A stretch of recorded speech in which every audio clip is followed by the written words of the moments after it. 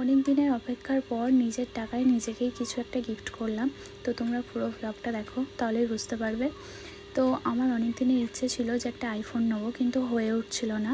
তাই একটু একটু করে টাকা জমিয়ে ফাইনালি আজকে চলে গিয়েছিলাম এসজেআর শপে। আর তোমরা অনেকেই চেনো দাদাকে। তো ওখানে গেছিলাম আর আমি ভেবেছিলাম আইফোন 15 নেবো। তো এই যে এই ব্ল্যাক কালারটা দেখছো, এটা আনবক্সিং করছি, এটাই নিয়েছিলাম। আর সবার তো ছোটোখাটো ইচ্ছা থাকে, আমারও এই ইচ্ছাটা ছিল, ফাইনালি পূরণ করতে পারলাম। এটা হয়তো তোমাদের কাছে নর্মাল একটা জিনিস হতে পারে, কিন্তু আমার কাছে এটা সত্যিই খুব বড় একটা স্বপ্ন পূরণ বলতে পারো।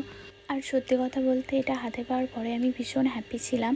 আর এখান থেকে আমাকে কয়েকটা গিফটও দিয়েছিল, তো সেগুলো তোমাদেরকে বাড়ি গিয়ে আনবক্সিং করে দেখাবো। আর এখানে দাদাও কয়েকটা ছবি নিয়ে নিচ্ছিলো আর আমিও ভিডিও করেছিলাম। তো ফাইনালি আমাদের সব কিছু কমপ্লিট হয়ে গেছিলো আর এখন যাব বাড়ির উদ্দেশ্যে। তো তোমাদের বাড়ি গিয়ে সেই গিফটগুলো কী কী পেলাম সেগুলো আনবক্সিং করে দেখাবো। তো চলো, দেখা হচ্ছে নেক্সট ব্লগে।